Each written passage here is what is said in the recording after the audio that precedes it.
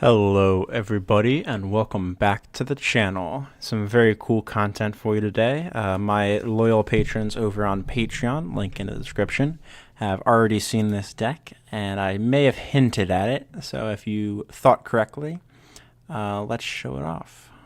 Jump over to the collection. We're going to be playing some live games and I want to discuss some of the issues that I have with live games and why I typically choose not to record them for all of you lovely viewers. So, Commander 1v1, Edgar Markov, Aggro, what is this? Mardu. Mardu is the tribe. Or Raka, I think it's Raka. The very old names for this color slice. So, very straightforward deck. I talked about it a little bit in my Patreon video, but I'll go into more depth here.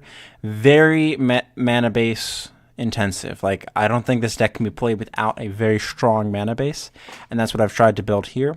The iffy cards right now are Clifftop Retreat, mostly because it doesn't produce black, and all of the basics that don't produce black. Having basically two sources of every color on your third turn is far and away probably incredibly important. Because the deck curves out so quickly, you'll notice we only have 3 4-drops, and all of them attack for a lot of damage, or can basically create a ton of damage the turn that they come down. Because we have such a low curve, having our perfect mana even sooner is more important. So the initial version of the build wasn't including Chrome Mox or Mox Diamond. I've added them back in because having that perfect mana is just so important. It's not even about ramping out something really quick. It's just about making sure that I can have as perfect mana as I possibly can. It's pretty straightforward. I'm playing creatures, ideally a 1-drop that deals 3 damage on turn 2, and I'm trying to close out the game as fast as possible using Edgar's ability. The Eminence, whenever you cast another vampire spell, if he's in the command zone or on the battlefield, I get a 1/1 vampire creature token. He has first strike and haste, and when he attacks, all of my vampires grow by +1. So I have 3 things at 4 and 1 thing at 6 that all have very similar effect. Sanctum Seeker is the Hellrider of vampires, and I gain life out of it. Hellrider deals 1 damage to a defending player, and it swings the turn it comes down. Falconwrath Aristocrat is an automatic 4 damage that is very difficult for our opponents to deal with outside of specific spells like Toxic Deluge. So it's a very good Wrath insurance, as is Yahanni. Those are the two, even if they Wrath, I can still keep attacking type of cards. And then Edgar himself can come down and bolster the team plus attack for 5. Because he attacks and he gets a +1/+1 counter himself. So it's always important to note that he'll always be attacking as at least 5 after his ability resolves. Other than that, other than the vampires themselves, we're playing a little bit of a burn strategy. Bolts, Chain Lightning, Bombardment, Incinerate, Boros Charm, Ankh of Mishra. Shared Animosity is one of those other I win auto cards. Cards that I'm currently considering that might not be good enough are probably Vampire Nighthawk, because it doesn't do enough early enough, but it is very good at still attacking through a lot of things, which is why I want to include it. And I'm actually considering Bombardment might not be as good. Skullclamp is an all-star in this deck, although it does run counterintuitive to your normal plan, because you want to be using your creatures to attack instead of draw, but typically the draw ends up being better. Nameless Inversion is another one that I'm not so sure about, but right now I'm enjoying it. The real reason about Nameless Inversion is because you can strip a creature type. It might be relevant in a sort of mirror or against another tribal deck. So sometimes it's relevant because you can remove a creature from the ability of having Lord. Furthermore, it has Changeling, and it's a vampire spell. So therefore, with Edgar, you get a 1/1 by casting Nameless Inversion because it is a vampire. And that's really the only reason that it makes the cut over other removal spells at 2, of which there are quite a few options. So let's jump in a couple games real quick. Play lobby. Let's see. Select Edgar. I was stalking the trading rooms for Edgar, and I think I got a pretty decent price on it. And then when MTGO traders posted their current price, I believe of 32, I felt like I've got a very good price on Edgar. Let's see. 1-on-1, 1 win. All players, yes. Anyone there? No. All right. We'll go with live testing. I've played about 7 games with him so far, if I could spell testing right. And really, it's actually quite a lot of fun to play. It has a very different strategy from other decks that you've seen on this channel. This is all in blitz aggro. As fast as we can kill them, we want to kill them. Sweet, we got a game. All right, I did set to 25. Yeah, win the dice roll. Actually, really important. Against Duel Commander. All right, so that's a swarm. I have no turn 1 play. I'm all. And that is almost an identical hand. Do I play Gorger? So I don't have black mana to play Denizen. I think I want to keep this because I'll get a Scry. Do I keep that? That'll give me Incinerate on turn 2 at least. I think I actually want to top that. Even though it doesn't give me, it doesn't turn on black mana for me, I want to be able to make sure that I can incinerate something out of the way. So that way I can keep getting in for damage a little bit longer and buy time to find the black mana, basically.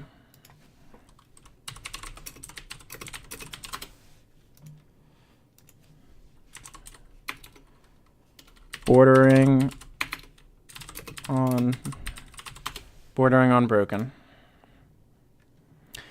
which is factually correct. All right, so my vampires have madness, which is quite a lot of fun. Unfortunately, I can't pay any madness costs because I have no black mana.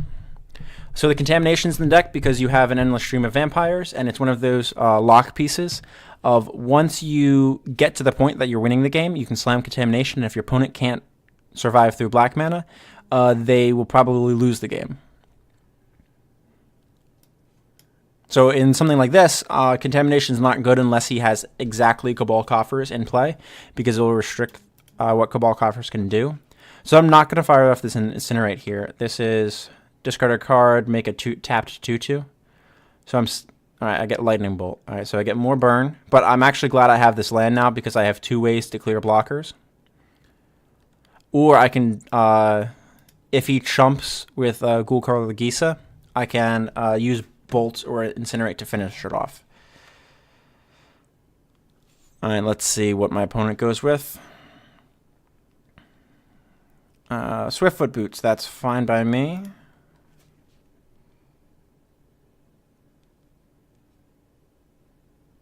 All right, let's see. Nothing else? Cool.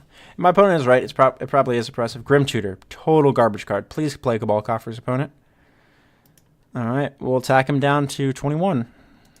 And this is sort of the weakness of the deck. I do play 40 mana sources throughout the deck, 38 lands and the 2 rocks. But unfortunately, if you don't get your starting lands, basically you are at the mercy of top decks. Not having tutors in the format anymore is a good thing because it's hard for my opponents to find something like Toxic Deluge, but it's a bad thing because I can't find something like a... That's not going to happen. So we're going to burn the Incinerate here because it's the more mana-intensive spell. So my opponents can't find Deluge, but I can't find land or Skull Clamp. So there's 6 of one, half dozen the other type effect of it's good or it's bad depending on where we are. All right, at least that's a land, so we can continue making land drops. Unfortunately, we're on a hand of all 4 black spells. If I can slam the Stromkirk Captain, I think I'm in great shape.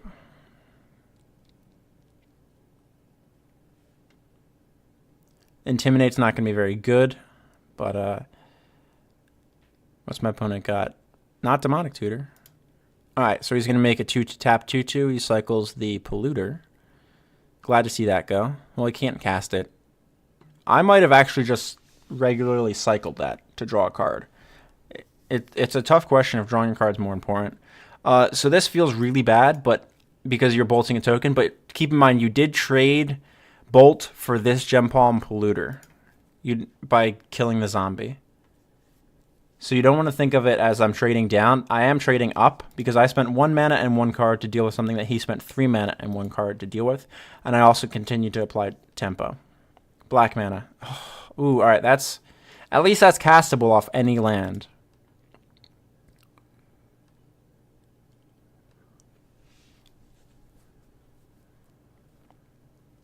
So there's a good chance he slams Gisa. Ooh, no. So he's got a 4-drop.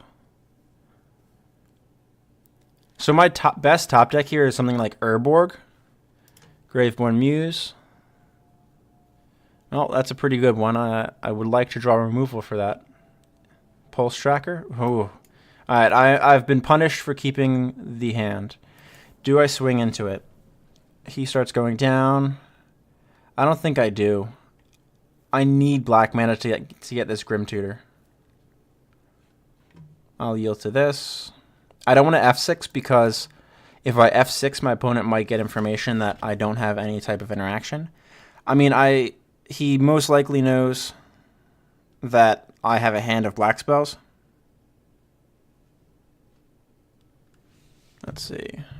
What does my opponent have? He's missing the 5th mana for Gisa, which is pretty good.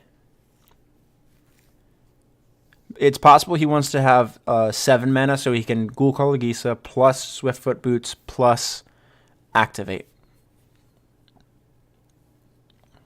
Now, if he just double stockpiles, I'm in pretty good shape. So he might have been trying to cast Ghoul Color Gisa there and realized it cost 5. So one of the things that I don't like about live gameplays and doing live recordings is this type of lull that I can avoid for you all if I'm doing a replay. Furthermore, when I'm doing the replay, I don't have to worry about my clock and trying to talk at the same time. And in 1v1, when it's not a league, I get 25 minutes. It's a little bit of an extra padding, but especially during the league and I get that 20-minute timer, it's rough to be able to have to explain my thought process as well as make my thought process go after going in the tank, then explain it in educational ways, because that's really one of my goals of the channel, is to help everyone get better as a player and try to get better as a player myself, and be able to still make the correct plays underneath that additional pressure of the clock, if that makes sense. Grave Pact, that's rough. Let's see what else. Oh, Aristocrat. Oh my god. Am I going to be discarding? That's not good. So if I attack, he loses nothing. He takes 1. I lose Gorger. Seems bad to me. Pass the rest of my turn. Come on. I click 2.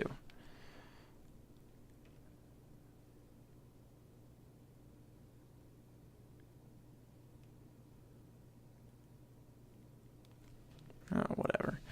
Alright. Sorry, my phone's blowing up for some reason. Every time I try to record a video, my phone is inevitably the one getting texted at that point. I'm sure we all know the feeling of it's only when you're trying to do something that you don't want to be bothered. That is when it actually happens. So my opponent is losing life to Graveborn Muse, so it's plausible that he wants to remove this at some point, but the card that he's getting is just so good. Furthermore, he has Ghoul Color Gisa that he should eventually be able to play to be able to get past it. There's a chance he's holding onto Urborg in hand and knows not to play it because it will give me black mana.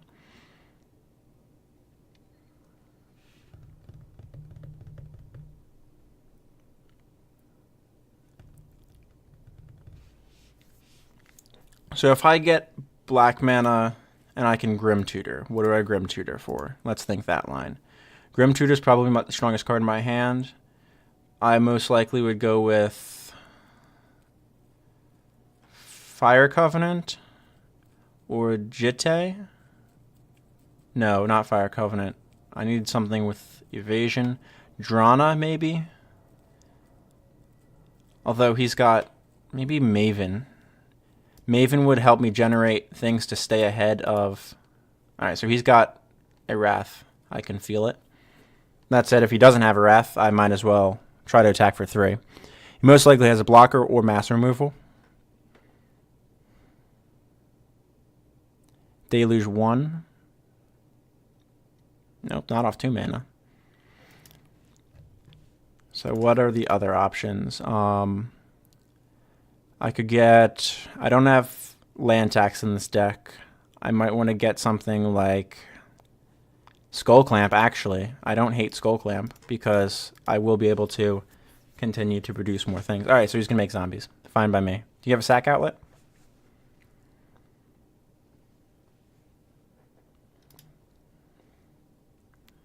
So, if I get a land, I want to play Hellrider, I believe. Ooh! Oh!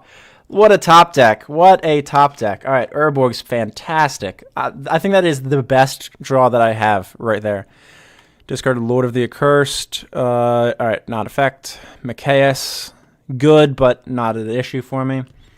So I think I go with Hellrider here. Aristocrat gives me another vampire, though. Hellrider attacks for 3, 4, 5. This attacks for 4, but it survives. A boom effect. This is a tough call. I could also go with something like Pulse Tracker and Stromkirk Captain. I don't hate that. Stromkirk Captain gives me 1, 2. Plus 2 this turn, and then overall greater the following turn. It also gives me First Strike. Alright, so let's go with... I want to hide Shadow Alley Denizen. Another black creature enters the battlefield. So I could go Shadow Alley Denizen, Pulse Tracker. No, I can't do... The most I can do is 2 plays. So I think my best bet is... What's the odds that he has a Wrath? He must have a way to deal with this. So I want to put Stromkirk Captain into play. So cast that.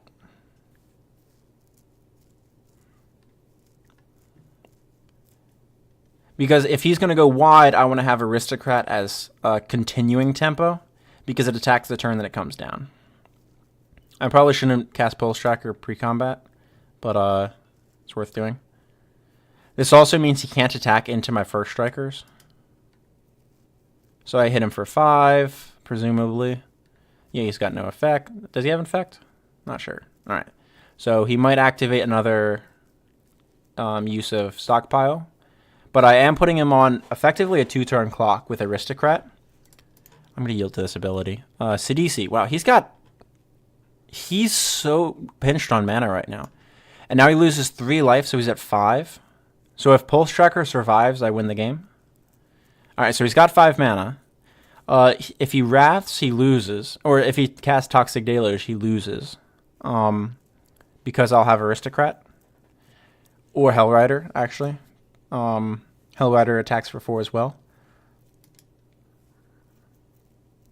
And Aristocrat would be indestructible, because I would have the 1/1 to sacrifice to Aristocrat, which is the real strength of her. She comes down as a 4/1 haste indestructible for a turn with the commander. So even though I had a 2-land draw with very few lands for the continuing parts of the game, it still turned out all right, which is really one of the cool things about this deck, that it can operate on so few resources. And it makes me think that one of the things that I definitely want to include in this is things like Armageddon and Ravages of War. Cataclysm isn't the right type of effect because we want to be wide on creatures and then destroy the lands. So he has to risk Toxic Deluge, so he attacks. So I will block. So block wait. Block here, block here, block here. I First Strike through all of it. I will not lose my... I'll take 2 to not lose this. That's fine with me. So maybe he was trying to get Grave Pact triggers, I guess. But it doesn't really matter. Oh, I have to yield. I don't want to auto yield to the ability, so he's still dead to my attack if he doesn't clear the board. So I guess he was trying to see if I would let him get in damage to avoid Grave Pact triggers. This smells like a deluge to me. 3 mana, he hasn't conceded. Yep, deluge. And I don't think he can win the game now. He doesn't have a sack outlet in play to activate stockpile and then sacrifice. I have a 4-power haste attacker that is indestructible, so he can't have removal. And he has to discard a card. Geth. Yeah. This should be game. Thoughtseize. I'm not even going to run it. Red, black, 1, 1. Aristocrat, will you concede? Yeah, Flying Haste, man. He would need exactly Withering Boon to survive.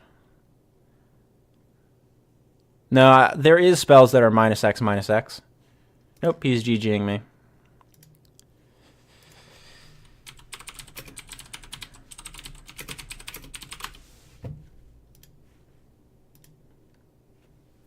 Yep, goodbye, opponent. I'm not going to F6. If you have removal, I can just sack and gain indestructible. Yeah, that Aristocrat's that good, man. Are you dead? Goodbye, opponent. All right, on to the next game, Irish Kelp. I'll play this one, and then I think we're going to call that a video. Let's see. I have... Sweet. Ooh, I win another dice roll. So good for this deck. But maybe we'll get a keepable opening hand.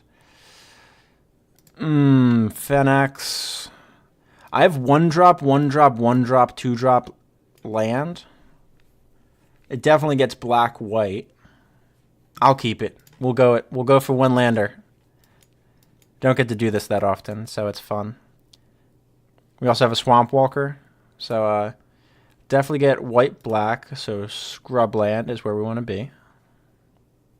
And we'll drop this Lacerator into play. Scrub land, let's not misclick. Black, Lacerator, yield, and pass turn. And then I have Fatal Push or Quag Vampires next turn, or Blood Artist if we get another. Ooh, did he accidentally... Oh, I was going to say, did he have accidentally F6 his turn?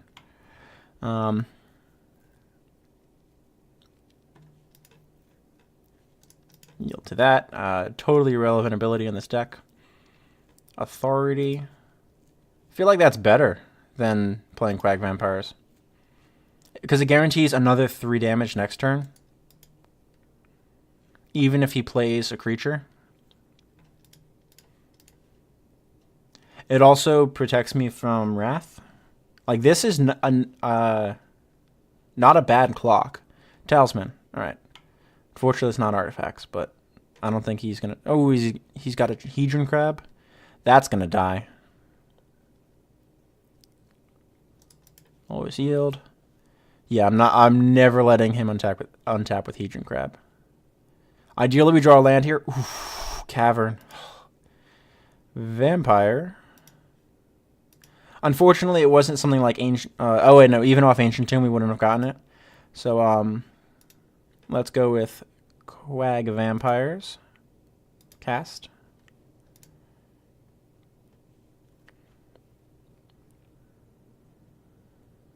Actually, this should be the other way around. Play around Daze. But, alright, so if he has Daze, he gets us.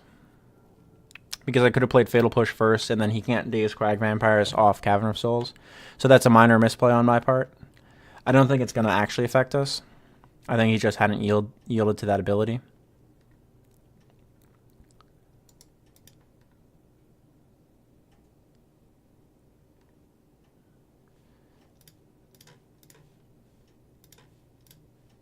Yeah, alright, so he auto-yielded. Cool. We got the Hedron Crab off the board.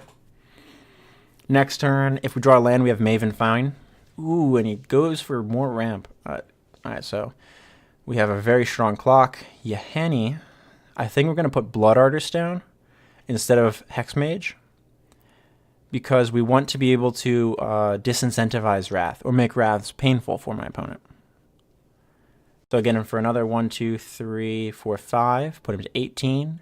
Blood Artist will give me another 2 creatures, meaning he's at a virtual 12 if he Wraths. Black, black. A little bit of a lag from Moto. Get another vampire. And now, because I have 6 creatures, he's at a virtual 12.